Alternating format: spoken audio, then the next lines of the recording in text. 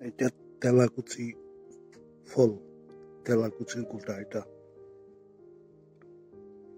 এটা কাঁচা কাঁচা খেতে তিতা, একটু তিতা লাগে। তবে আজকে পরীক্ষা করে দেখবো পাকলে টকটকে লাল হয়ে যায় এবং তিতা লাগে না। একটু আগে খেয়ে দেখছি আমি, এই জীবনে প্রথম খেলাম তেলাকুচি পাকা ফল। পাখিরা কেন পছন্দ করে আজকে বুঝেছি। তিতা লাগে না খেতে, আবার মিষ্টিও লাগে না। মোটামুটি শশা খেতে যেরকম সেরকম। পাকা ফলটার কথা বলছি। সবুজটা একটু পরে খেয়ে দেখবো তিতা লাগে কিনা। এটা অবশ্য ভাজি করে খাওয়া যায়, এতদিন শুনেছি সবার কাছে, কিন্তু আজকে জীবনে প্রথম পরীক্ষা করে দেখলাম। এখন তেলাকুচি লতাগুলিকে করতে হবে, যত্ন করতে হবে, যত্ন করে চাষ করতে হবে। নতুন অভিজ্ঞতা, আমার জীবনের নতুন অভিজ্ঞতা এটা। বয়ের চোটে খেতাম না আগে, অনেক নষ্ট করছি, লতাগুলিও চিড়ে চিড়ে ফেলে দিতাম, কিন্তু আজকে ধারণাটা পাল্টে গেছে। তেলাকুচি মেচিউট অবস্থায় কয়েকদিন পর পাকতো আর কি। এই অবস্থায় ভিতরে এরকম হয়ে যায়, অনেক বিচি থাকে। পাখিদের খুব পছন্দ এটা, কাঠবিড়ালিও খায়।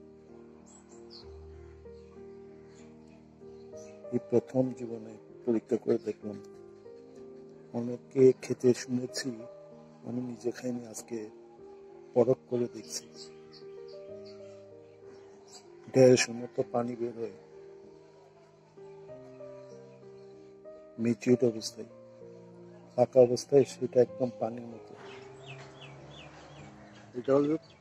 এটা হলো তেলাকুচি গাছের লতা। এগুলি লতা আকারে হয়। আগে কিন্তু খুব অবহেলা করতাম। পাতাগুলি খাওয়া যায়, শরীরের জন্য ভালো বলে।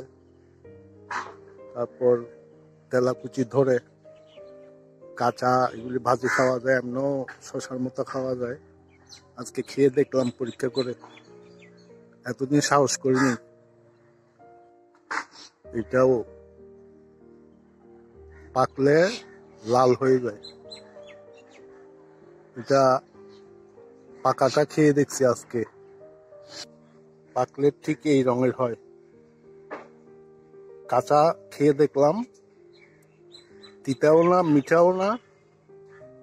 কাঁচা শশা খেতে যেরকম, অনেকটা এরকম খেতে পাকাটা। আর মেচিউট হলে সেটা ভিতরে লাল হয়ে যায়, বাইরে কাঁচা থাকে। ও ঢেঁড়সের মতো একটা পানির মতো বের হয় কাঁচাটার মধ্যে আর কি। পাকাটার মধ্যে একদম রসালো হয়। আজকে খেয়ে দেখলাম, ভালোই তো লাগলো। জীবনে প্রথম খেলাম তেলাকুচি গোটা। পাই নাই, ধরেছিল, ওইখান থেকে দুটা নিয়ে গেছিলাম আমি।